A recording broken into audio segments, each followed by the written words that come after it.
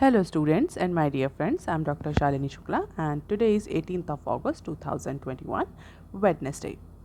Inspiration of the day is the best view comes after hardest climb. In today's discussion, we are going to cover these articles. So let's start with article number 1 given on page number 4. RBI index shows better access to financial services. Tuesday को reserve bank of India ने एक financial inclusion index introduce करी है, launch करी है, जिसको short form में हम FI इंडेक्स भी बोलते हैं. That is basically to measure the financial inclusion within the country. अब इस न्यूज़ को समझने से पहले ये समझना ज़रूरी है कि व्हाट इज़ फाइनेंशियल इंक्लूजन. बहुत जल्दी से समझ लेते हैं कि फाइनेंशियल इंक्लूजन बेसिकली होता क्या. अगर सिंप्लीफाइड फॉर्म में बोलें तो it is basically the availability and the equality of the opportunities to access the financial services. It means कितनी easily financial services, चाहे वो बैंकिंग हो, चाहे वो डेट सर्विसेज हो, लोन सर्विसेज हो, कितनी easily इंडिविजुअल्स को अवेलेबल हैं, इतनी easily इंडिविजुअल को एक्सेसिबल है. Individual here means public as well as business organization. It is basically refers to the process by which individuals and business houses can access appropriate, affordable and timely financial services as well as financial products. Financial services and financial products like it may include insurance, it may include banking, it may include loan, it may include equity, it may include any other services that is related to finance. तो बहुत अगर आसानी से available हैं, easily affordable हैं, appropriate हैं, timely available हैं, in that case we can say that financial inclusion in particular area is good. तो recently financial inclusion को मेजर करने के लिए, मॉनिटर करने के लिए ट्यूसडे को RBI ने FI इंडेक्स लॉन्च करी and as per this index there is a improvement in financial inclusion. It means there is an improvement in access to the financial services appears to be paying off all the efforts that RBI has put in last few years. तो जितने भी efforts और extensive work RBI ने और government ने करे हैं in order to promote the financial inclusion, चाहे वो कोई भी जनधन स्कीम हो या किसी भी तरह की स्कीम हो जहाँ पर एक मार्जिनलाइज सेक्शन को, SMEs को फाइनेंशियल सर्विसेज प्रोवाइड करने की कोई भी स्कीम हो, उन सारी स्कीम का पे ऑफ या एफर्ट्स या रिजल्ट फाइनेंशियल इंक्लूजन इंडेक्स जो कि ट्यूसडे को लॉन्च करी है उसमें दिख रहा है. इट सिंपली मीन्स कि रिसेंटली इंडिया में फाइनेंशियल इंक्लूजन इम्प्रूव हुआ है. जो फाइनेंशियल सर्विसेज की एक्सेसिबिलिटी है, अफोर्डेबिलिटी है to the common public, to the marginalize section of the society, वो increase हो गया. And according to the RBI's assessment, the FI index for the period ended on March 2021 was 53.9 as against 43.4 for the period of March 2017, and the central bank will publish the index annually in the month of July from now onwards. और इस FI index की जो value है वो 0 से 100 के बीच में होगी, जहाँ पर 0 ये इंडिकेट करता है दैट कंप्लीट फाइनेंशियल इंक्लूजन और 100 ये इंक्लूड करता है दैट फुल फाइनेंशियल इंक्लूजन. तो 0 means zero financial exclusion means no availability of financial services to individual or to business organization. It is said that financial exclusion. और 100 का representation ये है, अगर 100 वैल्यू आ रही है, 100 पॉइंट आ रहा है, दैट मीन्स कंप्लीट और फुल फाइनेंशियल इंक्लूजन. तो आप याद रखेंगे कि 0 to 100 वेरी करती है. 0 is the extreme value and 100 is the extreme value. 0 means complete financial exclusion, 100 means complete financial inclusion. जो रीसेंट नंबर है वो 53.9 है, जो कि मार्च 2017 में 43.4 था. And it will have 3 broad parameters. अब यहाँ पर ये भी क्वेश्चन उठता है कि कैसे ये इंडेक्स बनाई गई है और कैसे ये मेजरमेंट किया जाता है फाइनेंशियल इंक्लूजन का. So basically this FI index include three broad parameters with their respective weightage. What are these parameters? Number one is excess, that is 35%, uses that is 45%, and quality of service that is 20%. तो definitely सबसे ज़्यादा weightage किसका है? Uses का, uses जो parameter है, followed by accessibility and quality of financial services, and each of these parameters have their different dimensions computed based on several indicators. तो approximately 97 indicators हैं इन तीनों डायमेंशंस में. इट मीन्स एक्सेसिबिलिटी, यूजर्स और quality, accessibility, users और quality, इन तीनों में different parameters, different indicators लिए गए हैं. 97 टोटल इंडिकेटर्स हैं. Definitely we can not remember it, but इतना याद रखना है कि 97 इंडिकेटर्स हैं जो कि एक्सेस, यूजर्स और क्वालिटी ऑफ फाइनेंशियल सर्विसेज को मेजर करते हैं. और इन्हीं 3 पैरामीटर्स के बेसिस पर ये FI इंडेक्स जुलाई से पब्लिश हो रही है और आगे पब्लिश होती रहेगी. And this is the unique feature of the index is the quality parameter. So what is the unique feature of this particular index is the quality parameters which basically capture the financial literacy, consumer protection, inequalities and deficiencies in the services. So RBI has taken a very unique way in for measuring the financial inclusion. In general, what we mean financial inclusion? Availability or affordability of the financial services. But RBI has moved one step forward and taken quality also into consideration. Means quality parameters have also taken into consideration. It means केवल service provide करना ही financial inclusion नहीं है, service की accessibility ही financial inclusion नहीं है. Quality of service is also very important for financial inclusion. Although उसका जो weightage है वो 20% का ही है, but at least RBI has move one step forward. So this index has no base year, reflecting cumulative efforts of all stakeholders over the years towards a financial inclusion. चाहे वो centre government हो, चाहे वो state government हो, चाहे वो RBI हो, चाहे वो अदर कमर्शियल बैंक्स हों, चाहे वो NBFCs हों, कोई भी तरह के, चाहे वो माइक्रो फाइनेंस इंस्टीट्यूशंस हों, स्मॉल पेमेंट बैंक्स हो, मोबाइल एप्लीकेशंस हो, ये सारे अगर आप ध्यान से देखें तो ये सारी एंटिटीज़, ये सारे स्टेक होल्डर कहीं ना कहीं फाइनेंशियल इंक्लूजन को प्रमोट करते हैं. So definitely this particular index will reflect the cumulative efforts and their outcomes over the years towards the financial inclusion. And RBI had announced the introduction of such an index in its bi-monthly monetary policy on April 7.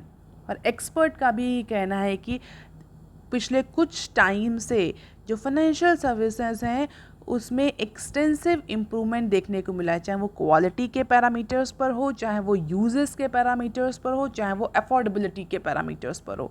तो सिर्फ bank account ही open करना एक financial inclusion का parameter अब नहीं रह गया. Apart from it, credit, payments, micro finance, mutual funds, all these services और financial products has seen improvement और extensive improvement in last few years. And the next step for financial inclusion is the improvement in the digital financial literacy to confidently operate on the electronic platforms and protect against any cyber fraud. तो जो next step है financial inclusion में वो है digital financial literacy. Consumers को digitally जो भी financial services products available हैं उनके बारे में बताना, अवेयरनेस क्रिएट करना और उन्हें इफ़ेक्टिवली यूज़ करने के लिए जानकारी देना, जिससे कि वो उसको यूज़ भी कर सकें और किसी भी तरह के साइबर फ्रॉड से या साइबर क्राइम से बचे रह सकें. And this is the progress report by RBI in terms of basic saving bank accounts,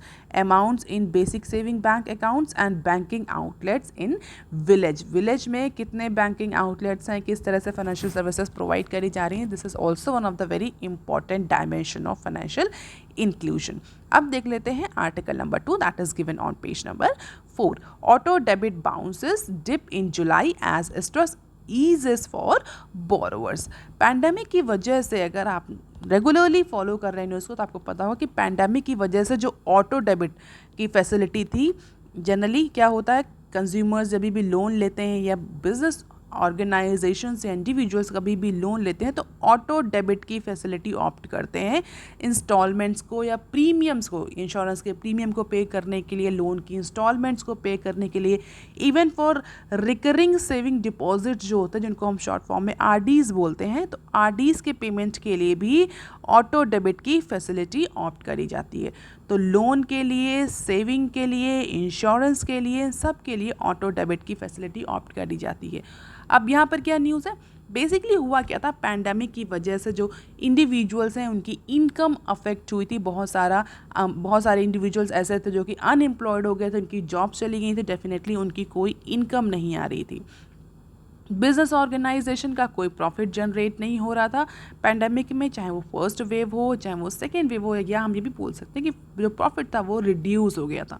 तो डेफिनेटली जो उनकी ऑटो डेबिट की फैसिलिटी थी वो ऑन थी, लेकिन अकाउंट में सफिशिएंट बैलेंस ना होने की वजह से, उनकी इनकम और उनके प्रॉफिट अफेक्ट होने की वजह से उनके अकाउंट में सफिशिएंट बैलेंस नहीं था, जिसकी वजह से कई बार ऑटो डेबिट की फैसिलिटी के तहत जो अमाउंट डिडक्ट होना था वो बाउंस हो गया, क्योंकि उतना सफिशिएंट अमाउंट अकाउंट में था ही नहीं because of the pandemic, because of the health related expenditure. But recently auto debit bounces dip in the month of July के मंथ में जो ऑटो डेबिट बाउंस हो रहा था पिछले कुछ लास्ट मंथ से, वो उसका जो क्वांटम है, उसका जो वॉल्यूम है, उसका जो नंबर है वो रिड्यूस हुआ है। क्यों? क्योंकि बोरोवर्स पर जो स्ट्रेस था वो अब थोड़ा सा ईज आउट हो गया। क्यों? क्योंकि इकॉनमी भी ओपन हो चुकी है, उनका प्रॉफिट बढ़ना शुरू हो गया है, एम्प्लॉयमेंट जनरेशन कहीं ना कहीं शुरू हो चुका है, गवर्नमेंट ने भी थोड़ा सा सपोर्ट प्रोवाइड किया है इन टर्म्स ऑफ फंड अवेलेबिलिटी। तो जून में जो नंबर था ऑटो डेबिट बाउंसेस का, स्टूडेंट माइंडेड, यहाँ बाउंसेस की, ऑटो डेबिट की बात नहीं हो रही, ऑटो डेबिट कितना बाउंस हुआ मीन्स कितना एक्चुअली मनी डिडक्ट नहीं हो पाया। जो ऑटो डेबिट होना था 10,000 रुपये वो बाउंस हो गया क्योंकि अकाउंट में 10,000 रुपये थे ही नहीं, हाइपोथेटिकली। तो फिलहाल जुलाई के मंथ में जो ऑटो डेबिट बाउंस का जो नंबर था, जो क्वांटम था, वो डिक्रीज हुआ है। In an indication of easing financial stress among the borrowers, the number of unsuccessful auto debit request through automated clearing houses, that is NASH platform, decline in the July and reversing a 3-month trend that started with the second wave of COVID-19 pandemic. And according to this data, 86.4 million transaction initiated in July, auto debit transaction, यहाँ पर auto debit transactions की बात हो रही है। 86.4 million transaction initiated in जुलाई, 33.23%, और 28 million transaction failed with 57.7 million were successful. केवल 28% ही auto debit transactions जो थे वो अनसक्सेसफुल रहे। जून में यही जो नंबर था ये 36.5 था, जो जून में यही नंबर 36.5% था, जो कि जुलाई में रिड्यूस होकर के 28% तक आ गया है। अगर मई की बात करें तो मई में ये परसेंटेज 35.91 था, जबकि अप्रॉक्सीमेटली 30.8 ट्रिलियन ट्रांजैक्शंस जो थे वो फेल हुए थे। और यही जो डेटा अगर हम बात करें अप्रैल के मंथ में, तो अप्रैल के मंथ में भी 34.05% के टोटल ट्रांजैक्शंस फेल हुए थे या अनसक्सेसफुल रहे थे ऑटो डेबिट के। तो लास्ट 3 मंथ से जो नंबर था कंटिन्यूसली बढ़ रहा था, मीन्स अप्रैल से मई जून ये कंटिन्यूसली जो बाउंस रेट है ये बढ़ रहा था, बट फाइनली जुलाई के मंथ में ये जो बाउंस रेट है ये रिड्यूस होकर के 28% तक आ गया है। इट मीन्स ट्रांजैक्शन की जो एफिशिएंसी है वो इम्प्रूव हुई है, और उसका सीधा रीज़न ये है कि जो बोरोवर्स हैं जिन्होंने लोन लिया है उन पर जो स्ट्रेस था वो स्ट्रेस कम हो गया है because of the opening of the economy, because of the relaxation into the different states, जिसकी वजह से अब उनके पास सफिशिएंट इनकम जनरेट हो रही है, सफिशिएंट प्रॉफिट जनरेट हो रहा है और ऑटो डेबिट सक्सेसफुल हो रहा है। अब देख लेते हैं next article, that is article number 3 given on page number 6। Government announces ₹12,454 crore outlay for tax refund of 8,555 export items. So finally government ने RODTEP के तहत किन किन आइटम को इंसेंटिव प्रोवाइड्स किए जाएंगे, रिफंड्स, टैक्स रिफंड्स प्रोवाइड किए जाएंगे, क्या टैक्स रिफंड्स के रेट होंगे, फाइनली उसको लेकर के गवर्नमेंट ने गाइडलाइंस अनाउंस कर दी हैं ट्यूसडे को। और रीसेंट अनाउंसमेंट और गाइडलाइंस के अकॉर्डिंग अप्रॉक्सीमेटली 8,500 आइटम जो हैं वो कवर होंगे इस रेमिशन of duties and taxes on export product. और ये किस स्कीम को रिप्लेस करेगा आप मुझे कमेंट सेक्शन में बताइए। This RODTEP replace which export incentive schemes. Now come back to the news. The set aside of outlay is 12,000 crore for the scheme in the current fiscal year. तो इस particular financial year में जो allocation हुआ है RODTEP को वो 12,000 करोड़ का हुआ है या 12,500 करोड़ का हुआ है with the refunds ranging from 0.5% to 4.3%। तो जो भी ये 8,500 आइटम्स आइडेंटिफाई किए हैं गवर्नमेंट ने, सेंट्रल गवर्नमेंट ने, इसमें जो रिफंड रेट है वो 0.5% से लेकर के 4.3% तक वेरी कर रहा है। It means this is the range of tax refund under this new export promotion scheme and the scheme was notified on July 1 after the ruling of WTO। क्या रूल किया था WTO ने? WTO ने rule किया था कि India की जो करंट एक्सपोर्ट सब्सिडी स्कीम है वो WTO के नॉर्म्स के अकॉर्डिंग नहीं है और जो करंट एक्सपोर्ट प्रमोशन स्कीम है, सब्सिडी स्कीम है, उससे इंडियन प्रोडक्ट्स को इंटरनेशनल मार्केट में अनड्यू एडवांटेज मिलता है, अनड्यू कॉस्ट एडवांटेज मिलता है, जिससे कि जो अदर इकोनॉमीज़ हैं उनके प्रोडक्ट अनकॉम्पिटिटिव हो जाते हैं या उनको कॉम्पिटिटिव डिसएडवांटेज फेस करना पड़ता है, जिसलिए के लिए इंडिया को डायरेक्ट किया गया था कि अपनी जो करंट उस समय की जो स्कीम है उसको रिप्लेस करके एक नई स्कीम लाए। तो उसी समय जो स्कीम चल रही थी उसको रिप्लेस करके RODTEP लाया गया था। तो इसका सीधा पर्पस ये था कि इसको WTO कंप्लायंस बनाना and to refund the exporters the embedded non creditable central state and local levy paid on inputs. तो बहुत शॉर्ट में मैं आपको बता दूं तो जो भी सेंट्रल स्टेट और लोकल लेवल पे जो भी टैक्स लगते हैं उनको रिफंड कर देना एक्सपोर्ट पे, जिससे कि एक्सपोर्ट जो है वो प्रमोट हो इंडिया में। और करंट गवर्नमेंट का जो मिशन है आत्मनिर्भर भारत, उसके तहत एक्सपोर्ट जो है, एक्सपोर्ट को इम्प्रूव करना is one of the very important target, is one of the very important objective and that is why government wants the new scheme. और WTO के बाद एक और रीज़न मिल गया गवर्नमेंट को, जो ऑलरेडी एग्जिस्टिंग स्कीम चल रही थी उसको रिप्लेस करने के लिए। अगर आपको RODTEP के बारे में ज़्यादा जानना है तो डिस्क्राइब्ड सेक्शन में एक सेपरेट वीडियो मैंने बनाया है RODTEP पर, आप उसे जा करके देख सकते हैं। बहुत ज़्यादा डिस्कशन यहाँ पॉसिबल नहीं हो पाएगा क्योंकि that will make the video lengthy. तो फिलहाल के लिए इतना ही है इस न्यूज़ में कि 8,500 प्रोडक्ट इंक्लूड किए गए हैं। जो रिफंड की रेंज है वो 0.5 से 4.3% तक है। इस बार का जो गवर्नमेंट ने एप्रोप्रिएशन किया या हम कह सकते हैं एलोकेशन किया वो 12,000 करोड़ का किया है and this particular new scheme will be WTO compliant. और डेफिनेटली इसमें जो भी सेंट्रल, स्टेट और लोकल लेवीज हैं वो रिफंड हो जाएंगे, जो कि पहले की स्कीम में नहीं होते हैं। तो अब पहले की स्कीम अच्छी थी या ये RODTEP अच्छी है, ये थोड़े टाइम बाद देखने पे पता चलेगा कि एक्चुअली जो एक्सपोर्टर्स हैं उनको कितना फ़ायदा हो रहा है। पहले वाली स्कीम के तहत ज़्यादा फ़ायदा हो रहा था कि नई वाली स्कीम के तहत ज़्यादा फ़ायदा हो रहा है। That will actually depend into the future course of action. Though the refund rates have been announced 8 months after the scheme was notified, the government said that benefits will kick in the form of January 1, 2021।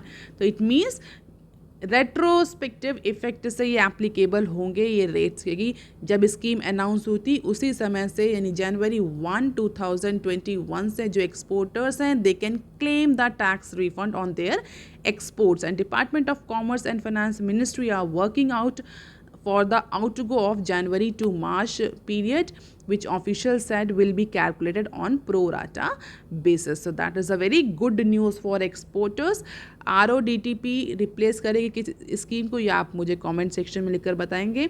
हालांकि यहाँ पर सामने screen पर दिया हुआ है, but I will not take the name of that particular scheme. Rate vary कर रहे हैं, हमने बता दिया 0 to 5 to 4.3%. तो अगर सेक्टर्स की बात करें तो कौन कौन से सेक्टर्स इससे ज़्यादा अफेक्ट होंगे या ज़्यादा बूस्ट होंगे, तो marine, agriculture, leather, James and jewellery. 8,500 items include किए गए हैं. तो डेफिनेटली जो मेजर आइटम्स होंगे वो इन्हीं सेक्टर से होंगे. Steel, organic, inorganic chemical, pharmaceutical and एसेस that are excluded from this particular RODTP scheme, and associations such as EEPC urge the government to re-look at the rates given the full rebate on taxes that are still remain in the export production chain. हालांकि जो भी associations हैं वो government से और ज़्यादा demand कर रहे हैं. लेट्स सी फ्यूचर में गवर्नमेंट इसमें और ज़्यादा एडिशन करती है, रिफंड्स के रेट को और इम्प्रूव करती है कि नहीं करती. आप देख लेते हैं some other news clips. Inflation has peaked, should stabilize RBI. जहां एक और बहुत सारे एक्सपर्ट्स ये कह रहे हैं कि आगे आने वाले टाइम में इन्फ्लेशन जो है वो बहुत ज़्यादा कम होने वाली नहीं है. इन्फ्लेशन का जो ट्रेंड चल रहा है वो ट्रेंड कंटिन्यू रहेगा. वहीं RBI का जो नोशन है वो इस पर्टिकुलर इशू पर डिफरेंट है. RBI के अकॉर्डिंग कंट्री ने एक हाईएस्ट और पीक्ड इन्फ्लेशन देख ली है. Now for upcoming time inflation should stabilize. So far inflation is on the track to staying within the trajectory envisaged, and it is likely to stabilize during the rest of the year as per RBI. और इसको देखते हुए जो RBI के की observations ये हैं कि डेफिनेटली स्टेबलाइज होगी, बट बहुत ज़्यादा रिडक्शन RBI ने भी एंटिसिपेट नहीं किया है. तो RBI का ये कहना है कि इसकी वजह से जो इकोनॉमिक ग्रोथ को लेकर के जो भी इनिशिएटिव्स या मेजर्स लेगी RBI, that will not be very much effective, और कहीं ना कहीं ये जो ग्रोथ को ड्रैग करेगी a particular inflation. And MPC looked through the inflations to give growth a chance. So MPC focused on India emulating no other central bank. और जो डिजिटल करेंसी आ रही थी, कमेंट सेक्शन में लेकर बताइए कौन सी डिजिटल करेंसी है. हमने डिस्कस करी थी ये न्यूज़. क्या नाम है उस डिजिटल करेंसी का जो कि रिसेंटली RBI ने लॉन्च करी है. तो जो भी डिजिटल करेंसी RBI इंट्रोड्यूस करेगा, कब मार्केट में इंट्रोड्यूस करेगा, वो आफ्टर प्रॉपर प्लानिंग हो, क्योंकि इन्फ्लेशन को देखते हुए बहुत सारे जो मेजर्स हैं उनको कई बार एनालाइज करने के बाद ही RBI अनाउंस करेगा, क्योंकि इन्फ्लेशन का बहुत ज़्यादा इम्पैक्ट पड़ेगा हर डिसीजन पर. और जो सबसे इंपॉर्टेंट चीज़ है वो ये है कि RBI का जो मेन टारगेट है that is to control the inflation. RBI ना कह करके अगर हम यहाँ MPC बोले, that is monetary policy committee का जो मेन टारगेट है, मेन ऑब्जेक्टिव है, वो इन्फ्लेशन कंट्रोल करना है.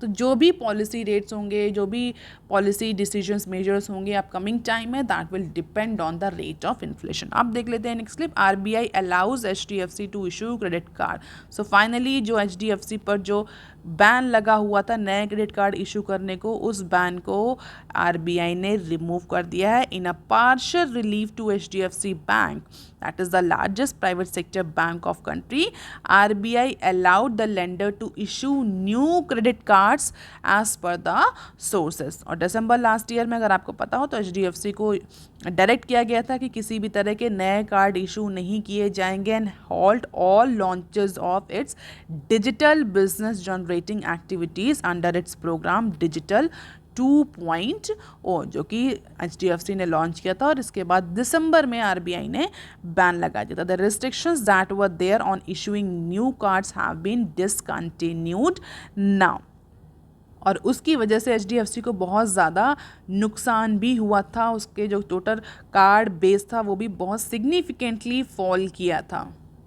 और रीज़न क्या था, ये कहा गया था RBI ने कि इनकी जो टेक्नोलॉजी इंफ्रास्ट्रक्चर है that is not very strong, not very rigorous, और जो भी कंप्लाइंसेस हैं मेजर क्रिटिकल एरियाज़ जो कि RBI ने आइडेंटिफाई किए थे उसमें HDFC was found non-compliant. So HDFC ने हमें कहा है that they will come with a rigor or a lot of changes into its technology infrastructure after following and complying all the major critical areas that were identified by RBI. अब देख लेते हैं next clip. Government ask US court to dismiss Cairn suit. UK में case को जीतने के बाद में अब यूएस में भी जो कोर्ट केस पेंडिंग चल रहा है, जहाँ पर केएन ने केस किया था कि इंडिया के गवर्नमेंट ऑफ इंडिया के जो सोवरेन असेट्स हैं उनको सीज कर दिया जाए, जिससे कि जो एक ह्यूज अमाउंट केयर एनर्जी का ड्यू है गवर्नमेंट ऑफ इंडिया पर, वो अमाउंट रिकवर किया जा सके through Indian government assets that are available in US. और उसी को लेकर के इंडियन गवर्नमेंट ने यूएस की फेडरल कोर्ट में अर्जी दी है कि जो केएन का जो पिटीशन है, जो केएन का जो केस है केएन एनर्जी का, seeking enforcement of $1.2 billion arbitration award, उसको डिसमिस कर दिया जाए, saying it had a sovereign immunity under US law. तो सोवरेन इम्यूनिटी को टारगेट करते हुए, सोवरेन इम्यूनिटी का हवाला देते हुए यूएस कोर्ट में, फेडरल कोर्ट में इंडियन गवर्नमेंट ने अपील करी है कि जो भी केयर एनर्जी का केस है उसको डिसमिस कर दिया जाए. India says US court lacks subject matter jurisdictions over the foreign sovereign immunity act in the dispute. जहाँ पर बेसिकली केयर कोर्ट गया था मई में, जहाँ पर केयर ने ये कहा था कि जो एयर इंडिया के पास जितने भी असेट्स हैं वो सीज कर लिए जाएं, क्योंकि air India is a company और the organisation is the assets belongs to government of India. तो जो केएन का 1.2 बिलियन का आर्बिट्रेशन अवार्ड है, जो ड्यू है गवर्नमेंट ऑफ इंडिया पे, वो एयर इंडिया पे करे. तो इसी को लेकर के गवर्नमेंट ने यूएस में अर्जी दाखिल करी है कि सॉवरेन इम्यूनिटी के तहत ये जो केस केएन ने फाइल किया है इसको फ़िलहाल के लिए डिसमिस कर दिया जाए, खारिज कर दिया जाए. अब देखना है कि यूएस गवर्नमेंट क्या डिसीजन लेती है. अब देख लेते हैं next clip. Insider selling gathers steam as market soars. So selling by insider has picked up amid stock scaling new high. Stock market का जो इस समय कंडीशन चल रही है, जो जिस तरह से स्टॉक मार्केट में बूम आया है वो है, उसको देखते हुए इनसाइडर ट्रेडिंग का जो नंबर है, क्वांटम है, वो भी इम्प्रूव हो रहा है. अब क्वेश्चन ये अराइज होता है, व्हाट इज़ इनसाइडर ट्रेडिंग. तो आप मुझे कमेंट सेक्शन में कर ज़रूर बताइए इनसाइडर ट्रेडिंग क्या होती है. बहुत ही सिंपल डेफिनेशन है, there is nothing technical into it, but definitely insider trading is illegal in India. It is illegal as well as unethical. But because of boom in stock market, insiders has picked up. And in July, they sold shares worth rupees more than 10,000 crore. And in June and May, they sold the shares worth rupees 7,000 crore. तो जुलाई के month में approximately उन्होंने 10,000 करोड़ के share cell किए हैं, जबकि जून और मई में डेटा 7,000 करोड़ का था. और अगर इनसाइडर सेलिंग की बात करी जाए तो ये this is the data for insider selling. And in terms of regulatory requirement, every company, हर एक कंपनी को अपने इनसाइडर, जो प्रमोटर्स जो सेलिंग और बाइंग हो रही है, द प्रमोटर्स को लेकर के जो भी सेलिंग बाइंग है, company must disclose to the stock exchange any buying और एनी सेलिंग बाय प्रमोटर्स और की मैनेजरियल पर्सनल. तो जो इनसाइडर सेलिंग हो रही है उसको प्रॉपरली रिपोर्ट करना है कंपनी को to the stock market. And in the recent months several top executive of the bank and other financial institutions are seeing liquidating their holdings. Besides, promoters of several mid and small cap companies to have pulled their holdings. और यहाँ पर selling का मतलब completely ये नहीं है कि that these entities are trying to cash in their bullish sentiments. Some said they had to sell their holdings to generate the cash, basically to subscribe to shares in the Fresh Employee Stock Options Program ESOPs, while some said they had been selling at a regular intervals to meet their other requirements. So insider trading को या insider selling को भी justify करना या सही बताने के भी बहुत सारे तरीके हैं. However, some says insiders are being opportunistic and give the pickup in activity when the markets have touched records high and valuations are high compared to the historical level. तो जो insider selling है वो भी picked करी है जुलाई के month में because of the boom in the stock market. So that's all for today, students. If you have any query and suggestion, you can write on comment section below. If you want lecture PDF, you can join my Telegram channel. You can also follow me on other social media platform. Please like, share and subscribe. Thank you.